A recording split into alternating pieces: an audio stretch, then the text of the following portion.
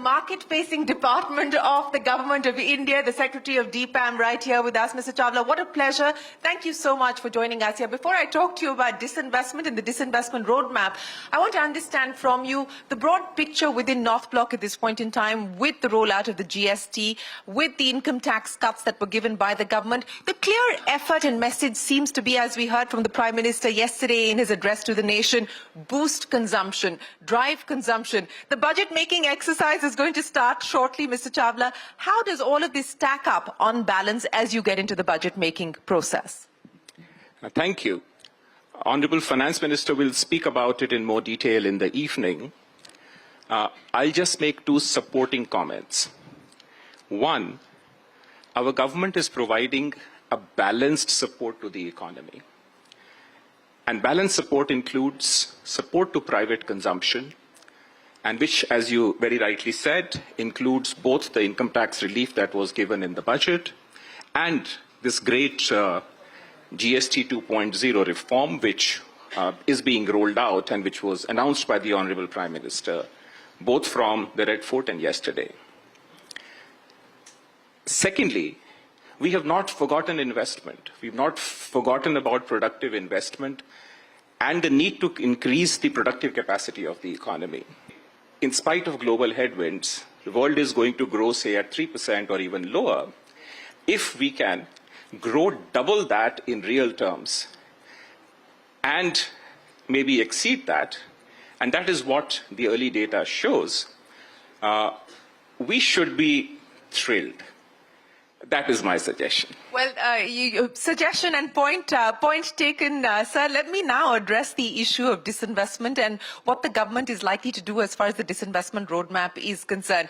You know, I talked about the markets, and the Indian markets have, of course, faced their own degree of volatility on account of the fluctuation of FII inflows, but that's been offset by very strong domestic institutional interest and domestic institutional investment into the stock markets. There really has been, in a way, a democratization of the Indian capital markets that we've seen. How does your department, how does the government intend to leverage what we see happening in the market? What can we expect? More public sector companies doing OFSs? Are we likely to see more IPOs? What can we now realistically expect?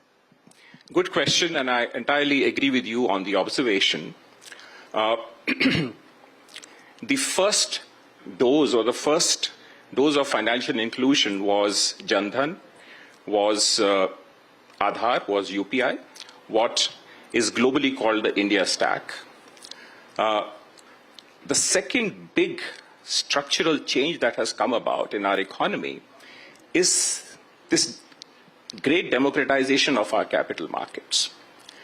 And as you know, the foreign institutional investors keep moving in and out. They have their own sentiments. Last year, they gave us a tough time.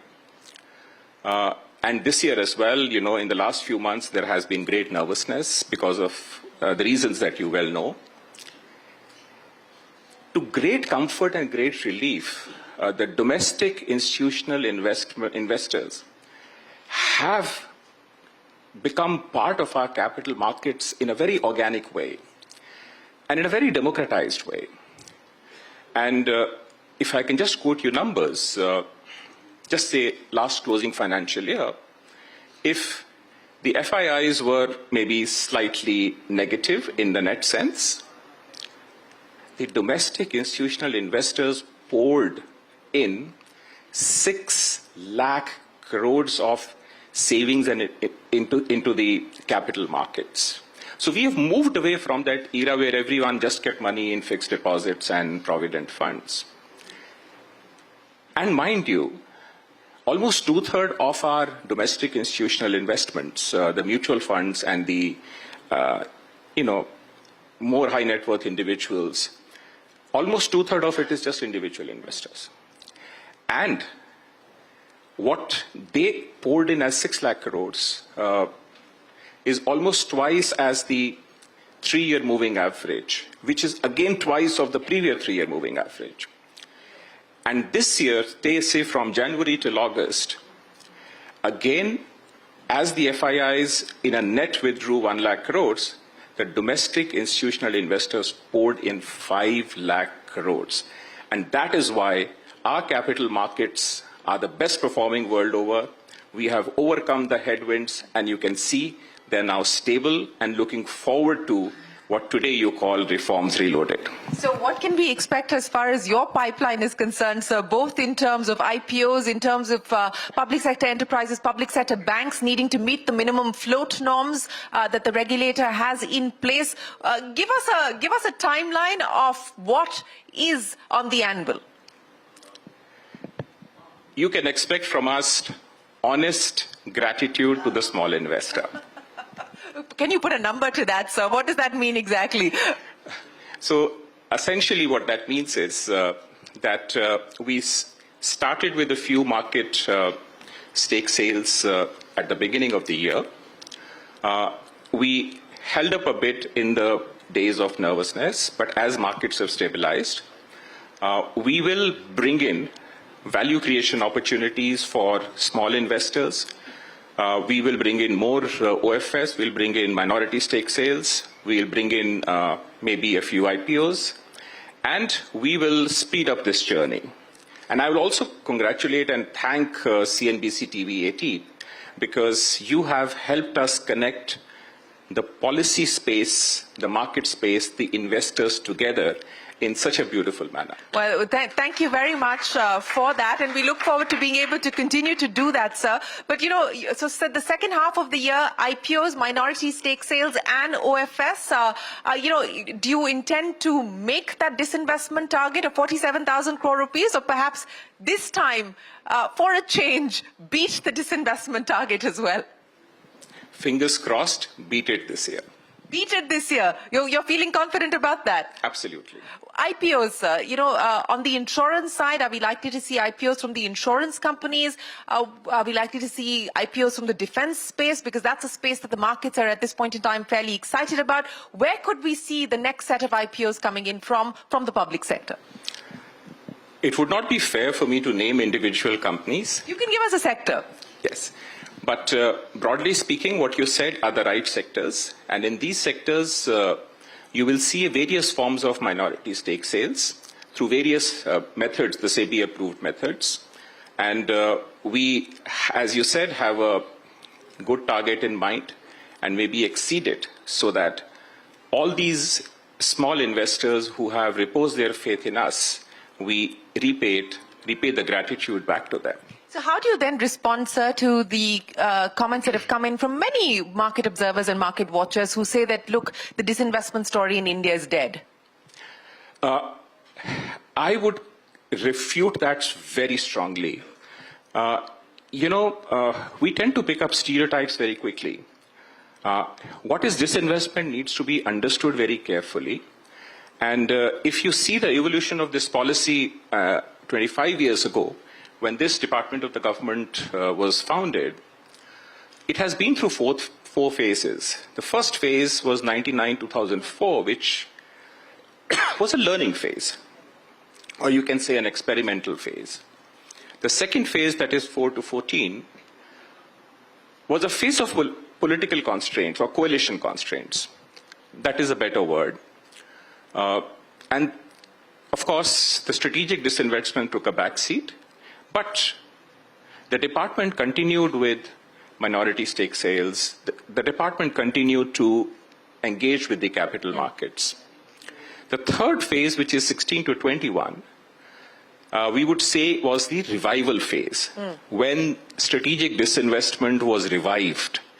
And revived in the right earnest, because you see, and the fourth phase, which is 21 onwards, which is called the Atmanirbhar Bharat PSC policy, is a phase of integrated disinvestment policy. And what that means is that disinvestment and closure are two sides of the same coin. At a micro level, they may look very different, but at a macro level or in a general equilibrium framework, they both create greater space for the private sector. And if you see, as many as 50 public enterprises have been taken up either for disinvestment or closure in the last 50 years. And that has yielded dividends. You see such an exciting private sector manufacturing growth. But we must not forget that public sector also has a fair, bona fide role to play in our economy. There are certain strategic sectors, there are certain public goods, there are certain public services, there are issues of inclusion which are not for profit in nature. That is where, and of course, now in the present global framework, maintaining the security of our global supply chains, of our raw materials, of our minerals, is equally important.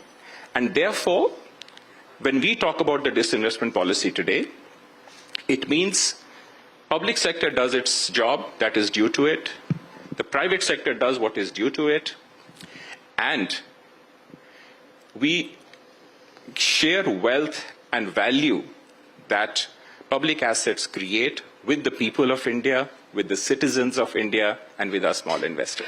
So let me just push back a little bit on that, because the banking sector, for instance, the expectation was that we would see privatization. That is not the case. In fact, we had the DFS secretary telling us that the government has no intention of bringing down holdings under 51% at this point in time. Telecom, another sector where the government has decided that from a strategic point of view, it does not intend to disinvest. So which are the sectors where strategic disinvestment is likely, where there is still an intent and an appetite to go forward with strategic disinvestment? I would not like to comment beyond my pay grade. So this is very much your pay grade. You're going to have to do this. Okay, let me put it this way. I would not like to, say things which are beyond my immediate domain. But all I can assure you is that all major public sectors, including the financial sector, which is the banks and the financial institutions, are part of our disinvestment framework. You may see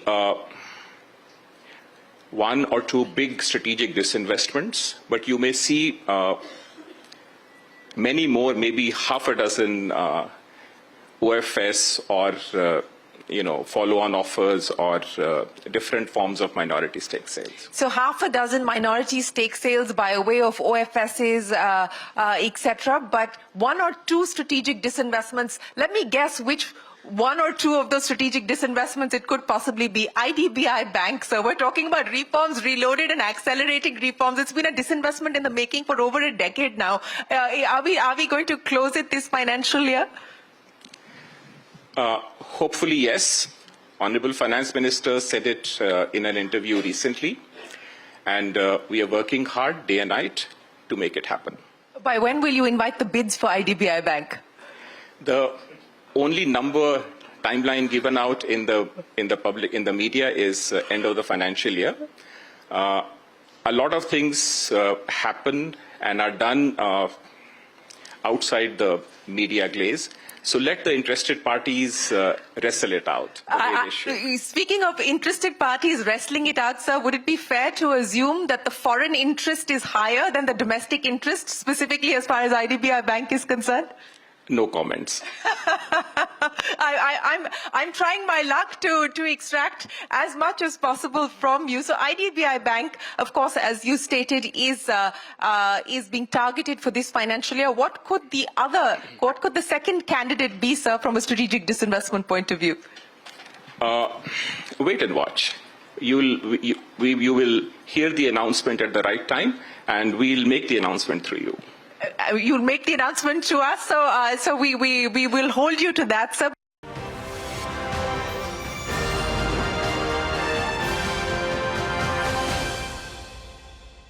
The other important aspect that you spoke of, and I think that's something that the market is also watching very closely, is the government's dividend policy. And perhaps you could shed some light on how you're looking at the dividend policy going forward as well.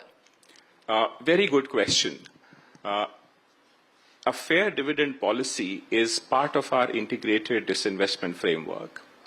And the reason is almost the same reason as the monetary policy.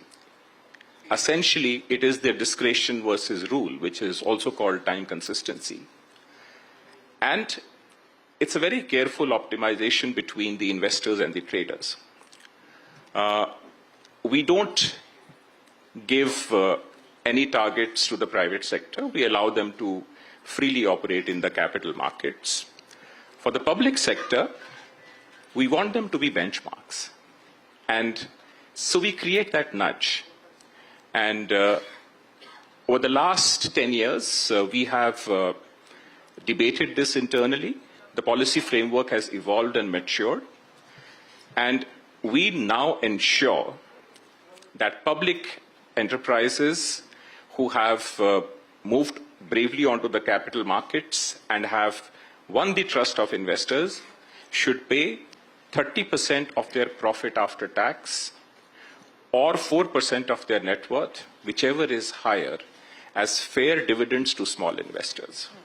And this has picked up. If you see in the last 5 years, the dividends payout by the public sector enterprises has doubled. And even though they occupy only 14% of the market cap in our capital markets, they pay 25% of dividends to the small investors. So that will continue? That will continue, and it will be, they achieved a record landmark last year. Almost 1,20,000 crores was distributed as total dividends, and we hope to exceed it this year. You hope to exceed that number this year, 1,20,000 crores.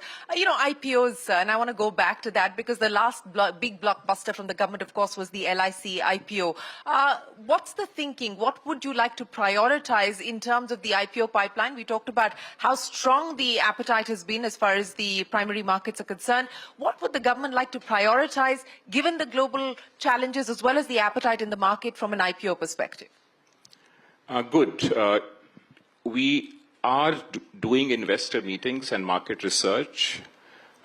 You should expect that at least some public enterprises in the strategic sector or natural resources space, or maybe their subsidiaries, will be brought out and placed suitably. So natural resources space. So you've given us a clear heads up there in terms of what the priority is likely to be, sectorally at least at this point in time. Okay. And how soon can we expect you to look at hitting the markets? End of financial year. Anything before that? This financial year. So that's the target. And how many are you working towards, sir? No comment. Okay, fair enough. Mr. Chawla, I want to take a little segue away from disinvestment to talk about something that I know you've very closely been involved with. I don't know how many people in this room know, but he's, of course, had stints at the IMF, and he's been very closely involved with economic diplomacy as well. As you look at what's playing out at this point in time with tariffs, especially with the ongoing negotiations between India and the US, what do you believe are likely to be the outcomes of these negotiations? How confident do you feel that we will, in fact, be closer to getting some sort of an agreement in the next few weeks? Those who are not part of negotiations do not comment on it, when particularly they leave those positions. As an observer. This engagement will continue. It's very difficult for anyone to predict which way it will go. But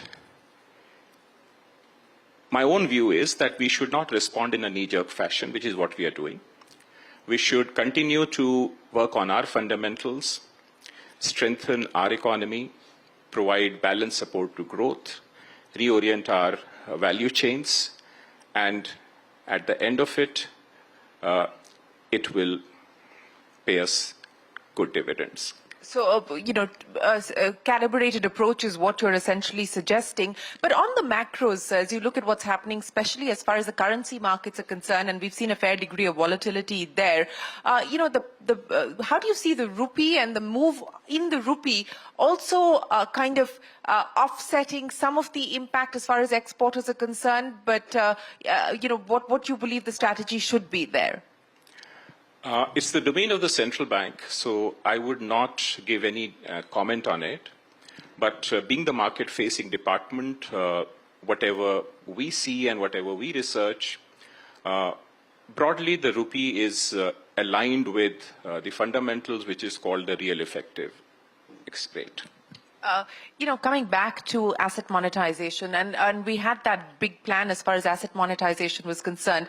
What can we expect now realistically as far as this financial year is concerned on that front specifically, sir? As I said, I would reiterate that we are on course to meet our target. We've been planning it since the beginning of the year.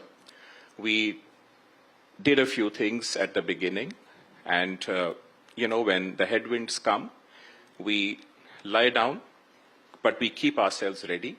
And the moment the fresh breeze comes, we come out and, I would say, give fair returns, and if I may use my language, fair dividends to the investors. Fair returns and fair dividends. Do you feel a fresh breeze, sir? Is it picking up momentum? Is it getting stronger at this point in time? Very much. And I'm very happy to say that the fresh breeze is now coming from the domestic investors.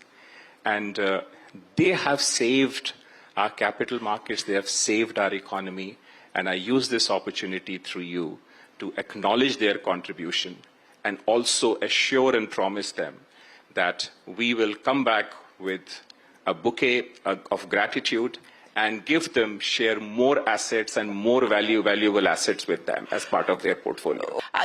They say reform is the art of the possible, Mr. Chawla, especially from your vantage point as the Secretary of Department of Public Asset Management. We know the political constraints. What would be some of the other constraints? What are some of the other challenges that your department has to contend with to get things done, and especially to pick up the pace on where you find yourself today? A good question. It is essentially the market movements that we care about. And of course, the timing of what we announce and what we do is determined by that. And that is what will drive us going forward. And we do our homework well. We are a well-researched department. And we hope to put smiles on everyone's face. Let me end by asking you, sir, you promised to put smiles on the faces of investors. How quickly should we be prepared for that? As I said, this financial year itself. This financial year itself. Arunish Chawla, many thanks for joining us and kicking off the Reforms Reloaded event with a very clear roadmap on what the government intends to prioritize as far as its disinvestment plan is concerned. You believe and you feel confident that you're going to be able to beat your target this time around, and we look forward to hearing more from you as and when you do deliver that number. Ladies and gentlemen, a big round of applause for the DIPAM Secretary, Arunish Chawla. Thank you very much for your time, sir. Thank you very much.